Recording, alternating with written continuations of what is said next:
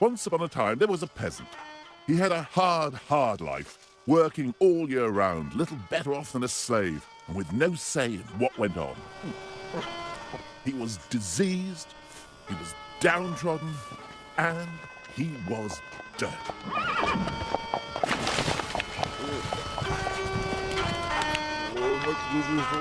Who on earth would want to have been a medieval peasant? Being a peasant in the Middle Ages must qualify as the worst job in history. But of course we're only guessing, because being peasants, they didn't leave behind much record of their existence. Except once, in the summer of 1381, the peasants left an indelible mark on the history of England. The peasants' revolt took everyone by surprise. It was quite astonishing. From out of nowhere, it seemed, tens of thousands of peasants arrived in Blackheath on the outskirts of London and demanded the king abolish all forms of servitude, taxation, and the aristocracy. The king, who was only 14 at the time, quite understandably said he'd need to think it over. The peasants, however, wanted liberty, equality, and brotherhood. And when did they want it?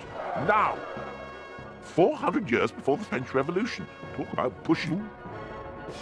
The king, who'd been talking to the rebels from the safety of a barge in the middle of the river, decided to go home for his tea. The peasants obviously needed to make their point more forcibly, so they rampaged through London, killing lots of Flemish people. Not quite sure how that helped. One group broke into the Tower of London. They burst into the royal living quarters, and there, according to the tabloids of the time, they sat on the beds and poked into everything with their filthy sticks. Some of them even tried to kiss the king's mother. They then dragged the Archbishop of Canterbury and the Treasurer out of the White Tower and cut off their heads, which they paraded round the town stuck on poles. Now, if it sounds to you like the lunatics have taken over the asylum, that's what a lot of people at the time thought. But they weren't lunatics. The peasants' agenda was informed, tactical, and most of all, political. They targeted lawyers and court officials. They made bonfires of legal and tax records. They were deliberately erasing their servile past. How could such a wretched group of underlings have organised such a sophisticated attack? After all, they were only a bunch of bloody peasants, weren't they? Medieval feudal society was a pyramid with the king at the top and the peasants at the bottom doing all the hard work. Nobody, not even the lords, owned any land. They simply had the use of it as long as they provided military service for the king. The peasants toiled in the fields, supporting those with more important things to do, like praying and fighting each other. Yeah, it's an excellent system, if you ask me. Stinking peasants. But since the lord of the manor was often away from his estate, fighting in the king's wars, he had to be able to rely on his peasants to organise themselves. In many ways, a medieval peasant had more say in how his life was run than most people do now. Of course, it's a way of life that's all gone. We'll never know what it was really like to live under such a system. Except where I'm going now.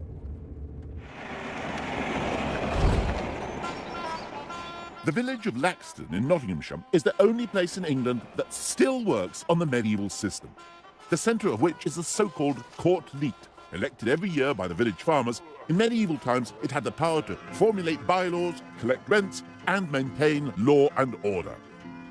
Today, the court's only job is to police the way the land is farmed. Once a year, on jury day, the jurors head out to check that no one is breaking any of the rules. The land is farmed in strips in the same way as it was 800 years ago, and each farmer's strip of land is separated not by fences, but by grassy borders of common land, known as sicks. This little green strip of grass is the dividing furrow between the two strips. This one belongs to Mr. Godson and that one belongs to Mr. Noble. What do you mean, it's not straight? Wiggly. I imagine we're going to be big, on a couple of yards of nice grass. And woe betide anyone caught ignoring these boundaries. As soon as we got there, an offence was spotted. A stray piece of turf. What do you think's left this here, Roy? Ought to be put back in, yeah. So this is what you call soil on the common land. Shoveling in. What you call shoveling in. Yeah. But we don't put it back in. Whoever's done it should have done it. That is a serious offence. So how much do you think they'll get fined for that, then, right? Oh, about £2, I think. Yeah. It's quite stiff, actually. Yeah. Then down to the serious matter of marking out the boundaries of each farmer's land, using the same high-tech methods developed in the Middle Ages, which leave plenty of room for debate. To there, where Oller is, look. See it? There? Yeah. I reckon it wants to be there. 5. Offences such as ploughing over boundaries are taken very seriously and will be judged at the meeting of the court, a solemn affair which takes place, as it has done for centuries, in the local pub. Right then, gentlemen, I'll call the court to order. Oh yea, oh yea, oh yea, all manner of persons who owe suit and service to the court lead of the Queen's most excellent majesty, draw near and give your attendance. God save the Queen and the Lord of this court lead. The presentment shows the dikes are satisfactory. There's a fine of £10 on Stuart Rose for ploughing too far into the Meadow Ends sick. So, Mr. Rose, do you have any comment on that? Yeah, well, that was I ploughed to an original peg, which was already in the sick. So I thought I was ploughing in the right place, and I think £10 fine is a bit harsh. Do you accept that it was the wrong place now? Yeah, slightly, but I was ploughing to where it had been marked out. Any comments from anyone else? I think the fine should stand. In medieval times, a man could be tried for murder in this I thought court. it was right at the time. Well, the proposal of the court then is to reduce the fine from £10 to £5. Everyone in favour? Yes.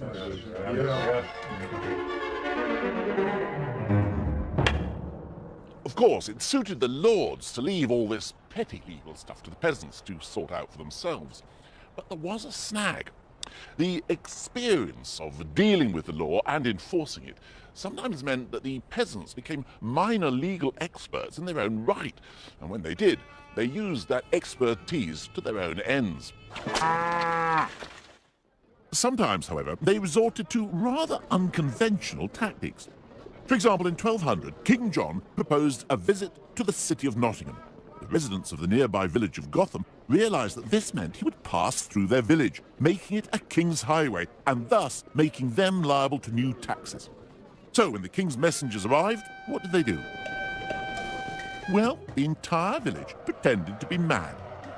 Since madness was considered contagious, the idea of a whole village of lunatics was perfectly feasible, and the king wisely decided to make a detour. But for all their cunning, surely peasants were still nothing more than slaves.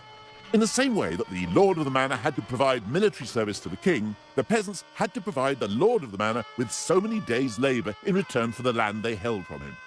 Historians have given this arrangement the catchy title of feudal burden. But just how much of a burden were these feudal duties?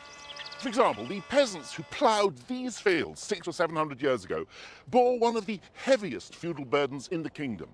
That is to say, they had to work for the lord of the manor for something like 50 to 60 days in the year to provide their accommodation and pay their taxes. Nowadays, most of these fields are occupied by the BMW car plant. Now, to pay for their rent and taxes today, an assembly line worker has to work for something like 80 days in the year. That's nearly a month longer than the worst-off medieval peasant. What's more, the feudal arrangement was a two-way thing.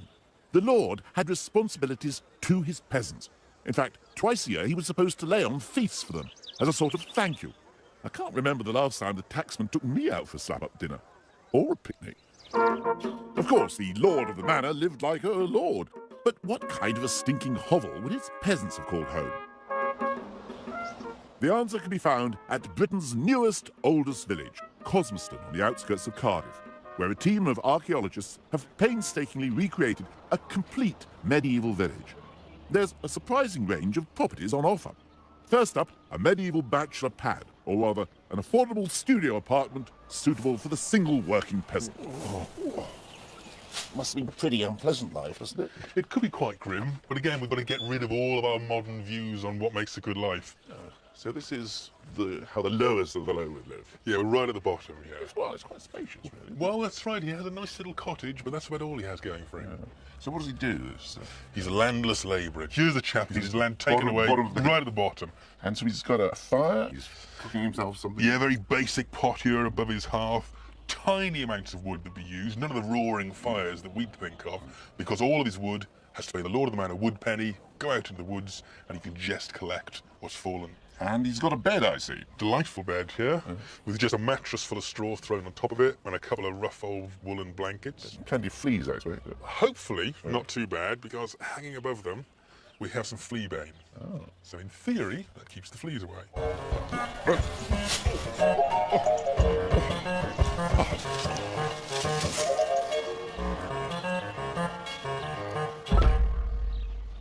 If that was the bottom of the heap, what was it like on the top of the bottom of the heap? Next on the tour, an upmarket, semi-detached family home. A decidedly des res for the upwardly mobile professional peasant couple. So whose house is this, then? Now this is the Reeves house. And what's the Reeve? So Tell me what we're a going Reeve up is. market here. Every year, the free men of the village vote Yeah. for who they want to be the Reeve. Yeah.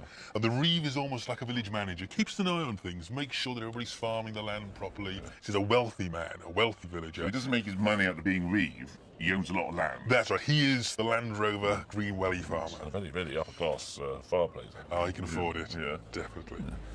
A Welsh dresser, I see.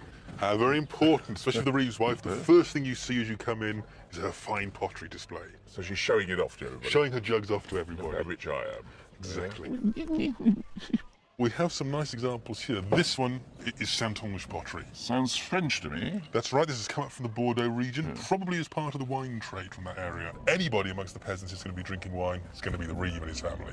Doesn't sound that bad to me, then. Maybe I could be a medieval peasant. I'll think about it. Strip wood floors, shelves of holiday knickknacks, and a nice drop of Bordeaux wine. Maybe the medieval ideal home wasn't so different from today's. But I'm still a bit nervous about what they had to eat. It's this. Pottage. Evidently, the recipe for pottage is take anything and put it into a pan of water and boil it up for 2 hours. Now, the reason you have to boil everything you pick out of the fields for 2 hours is because they used human excrement on the fields. So even lettuce had to be boiled, which made the salads rather soggy. Anyway, let's try the pottage. Well, it's pretty disgusting. But you could have cheered it up, I suppose, with a few herbs, maybe even some garlic.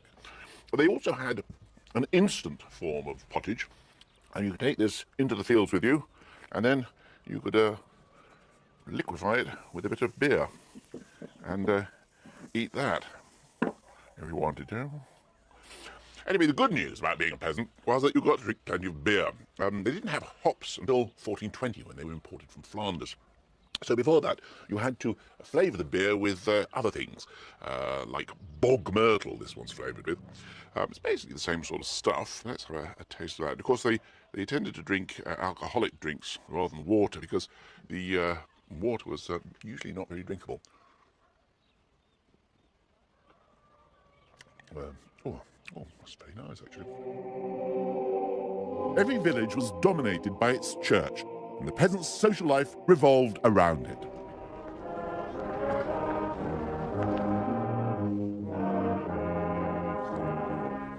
The medieval church certainly knew how to attract a congregation. It was the place where the peasants had their parties, where they did their amateur dramatics, and where they even held football matches. Oh, and the local priest often used to brew his own beer.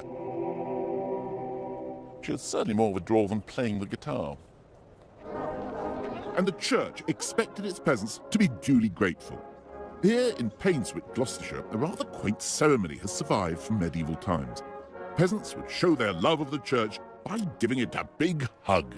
Welcome everyone to this year's clipping service. I think we have our arms right the way round the church.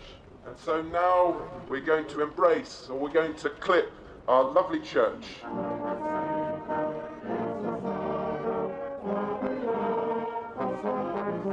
Another reason they were so fond of the church may have been that it provided plenty of holidays, or rather, holy days.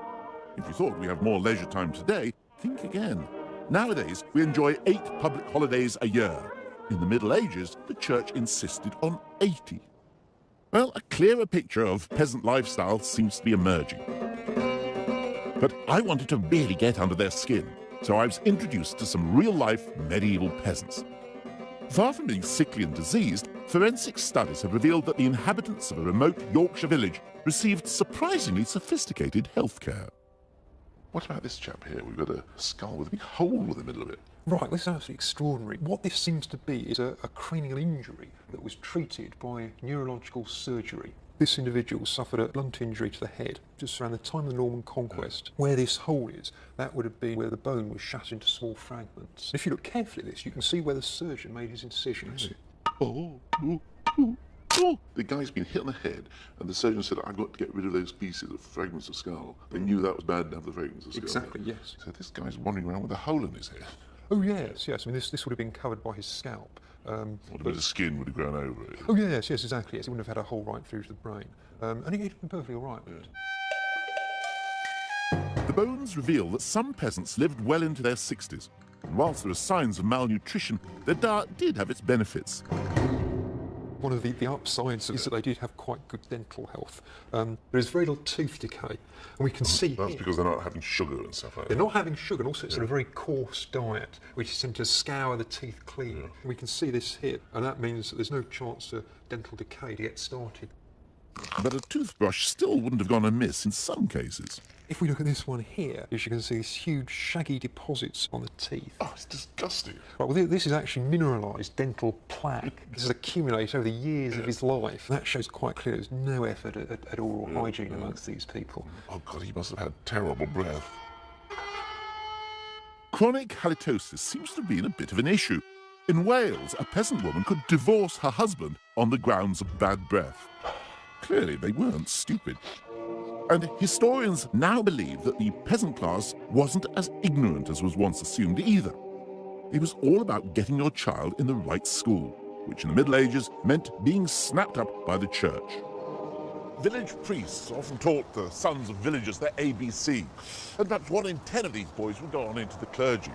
Some sons of peasants went on to become high-flying members of the intelligentsia, like this chap here, William of Wickham. William may have been born a humble peasant, but he rose to become the richest and one of the most powerful men in England. He was Lord Chancellor not once, but twice, and he put his fortune to good use. He founded this place, one of the oldest public schools in the country, Winchester College. Oh, very nice. William never forgot his origins, and he established this school to provide education for 70 boys from peasant backgrounds. Not so many peasants around here nowadays, but William's cryptic motto still hangs above today's pupils. Aut disce, aut discede. Either learn or go. And then he adds, there is a third choice. Be beaten. But we should be clear that literacy wasn't sought after by the peasants so they could do a spot of bedtime reading or improve their crossword skills. What they wanted was to be able to make out enough words in Latin to check references to themselves and their land in the court rolls. And checking court documents was something that was going to come in very useful for the peasants in the tumultuous times that lay ahead. For most of the 13th and early 14th century, England had an almost Mediterranean feel. Bumper crops and a booming economy, and the population doubled. But then, that old enemy of the English struck. No, I don't mean the All Blacks, I mean the weather. Heavy rain and low temperatures caused crops to rot and entire villages to sink. People were starving to death. Surely it couldn't get any worse than this. But it could. On top of the famine came something even more dreadful, the Black Death. An already weakened population was devastated. To many people, it seemed that God had deserted them, and they struggled to reconcile this terrible catastrophe with their beliefs. Here in the church at Ashwell in Hertfordshire, the plague has left its mark, quite literally. Over 650 years ago, the desperate local priest scratched these words onto the walls of his bell tower. You can see here it says Primula pestis, the first plague, 1349. And then below, he's incised into the walls in deep letters, a big M, that's 1,000. And then 350. In 1350, he puts Miseranda ferox e violenta. Miserable, fierce, and violent the plague has been. And then below he writes, the dregs of the population are left behind to bear witness, and a mighty wind thunders across the world.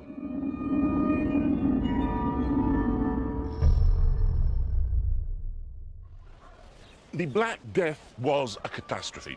But ironically, those who survived found they were better off than they ever had been. You see, the population of England had been almost halved, and labour was scarce, and ordinary farm workers suddenly found they were in a position to call the shots. Peasants began to refuse to fulfil their feudal duties. They started to negotiate wage increases and even began to be paid in hard cash. Some left their manors and acquired their own free land. All this, of course, got up the noses of the aristocracy. If there was more wealth around, they saw no reason why the peasants should have it. So they introduced laws to restore compulsory labour and force wages back down to the levels before the Black Death. But what seems to have especially irritated the aristocracy was the way the peasants were dressing. This season's peasant ditched drab workwear in favour of bright colours, tighter hose and even fur. Some peasants were spending almost the same on clothes as certain noblemen. So laws were introduced dictating what different classes could wear. For example, for any person below the level of craftsman, pointy shoes were a fashion crime. Literally. All of which stoked the fires of peasant resentment. The final straw was when the barons imposed a poll tax to pay for their war in France. This was bitterly resented because it meant that everybody had to pay the same, rich or poor. And to make matters worse, the government got its sums wrong. They based their calculations on the population size before the Black Death. So when they failed to raise the amount they expected, they imposed a second poll tax. And that was when the unthinkable happened. The peasants took up arms and revolted. From all over England, they converged on Canterbury and marched to London, maybe as many as 60,000 of them. With no emails or mobile phones, how could the peasants have organised all this?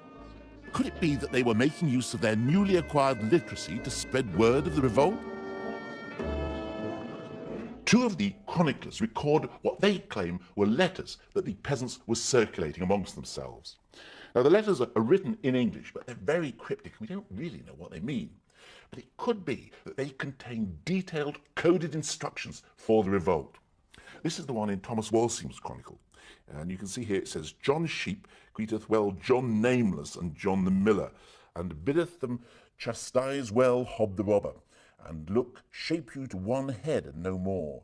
Knoweth your friend from your foe, have it enough, and say who.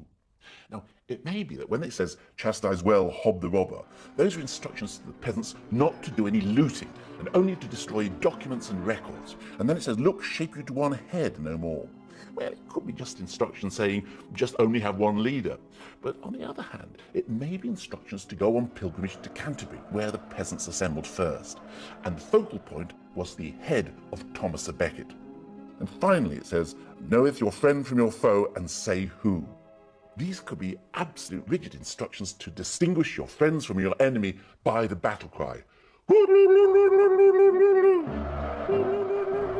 The climax of the peasants' revolt must rank as one of the most extraordinary scenes in history. Tens of thousands of rebelling peasants confronted the country's aristocracy, led by the king, a 14-year-old boy. The peasants' leader, Wat Tyler, rode towards the boy king to make his demands, and then took a swig from a jug of ale, whereupon the mayor of London charged and cut him down. It looked as if the huge throng were about to attack the aristocracy, but the king suddenly rode forward and shouted, I'll be your leader, follow me!